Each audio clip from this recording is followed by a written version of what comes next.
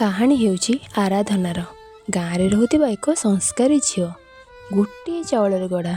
ପାଠରେ, ଶାଠରେ, ଚିତ୍ରରେ ସବୁଥିରେ ପାରଙ୍ଗମ। ଆପଣମାନେ ଏହି ଆରାଧନାକୁ ଏବେ ଦେଖନ୍ତୁ, ସବୁଥିରେ ସୁନ୍ଦର। ଏବେ ହେଉଛି ଖଳନାୟିକା। ଇଏ ନାଁଟି ଛାୟା। ଏକ ମାତ୍ରରେ ଜଣେ ଗର୍ବୀ ଆଉ ଅହଙ୍କାରୀ ଝିଅ। ସବୁବେଳେ ପଇସାକୁ ଭଲ ପାଉଥିବା ଏକ ସହରୀ ଅହଙ୍କାରୀ ଝିଅ। ଆରାଧନା ସବୁବେଳେ ଠାକୁରଙ୍କୁ ଭକ୍ତି କରୁଥିବା ନିରୀହ ଝିଅଟିଏ। ବହୁତ ସଂସ୍କାରୀ, ସବୁବେଳେ ଠାକୁରଙ୍କ ପାଖରେ ନିଜକୁ ସମର୍ପିତ କରିଦେଇଥାଏ। ମତେ ସେ ଠାକୁର ପାଖରେ ବିଶ୍ୱାସ ନାହିଁ। ମତେ ପଇସାରେ ମତଲବ। ପଇସା ଯୋଉଠି ଛାୟା ସେଇଠି।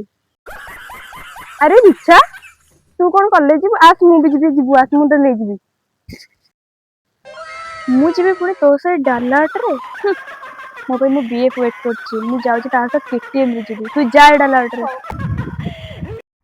ମୋ ନାଁ ଦିଚ୍ଛା ନୁହଁ, ଛାୟା। ବାଏ ଆରାଧନା, ତୁ ଡାଲାଟରେ ଆସ, ମୁଁ ଯାଉଛି ଆଗରେ। ଏବେ ଏଣ୍ଟ୍ରି ହେଲା କାହାଣୀର ହିରୋର। ନାଁଟି ଆକାଶ। ଗୋଟେ ଧନୀ ଘରର ପୁଅ, ହେଲେ ମନରେ ନାହିଁ ଗର୍ବ କି ଅହଙ୍କାର, କିଛି ବି ନାହିଁ।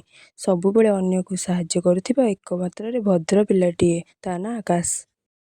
ଆରେ ଏ ତ ଧନୀ ଘର ପୁଅ ଭଳି ଲାଗୁଛି। ତାକୁ ପ୍ରପୋଜ କରିଦେଲେ ମୋ ଲାଇଫଟା ତ ପୁରା ଆରାମରେ କଟିବ। ଯାଇ ତାକୁ ପ୍ରପୋଜ କରି Hey dear, will you marry me? Hey, don't touch me.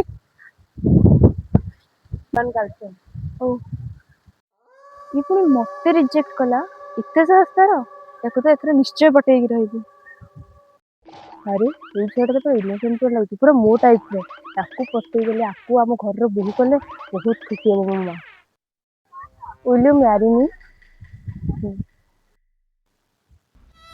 कौन ना मोर एबे सेतिर इंटरेस्ट नहीं। मु आग मो गोड़ ठिया चाहिए, तापर जहाँ। सॉरी, आंबडाला तो हो गला। आउ होली पे कौन नेबी? हाँ, अबीर बाकी अच्छी। भाई गोटे अबीर देबे? Thank you.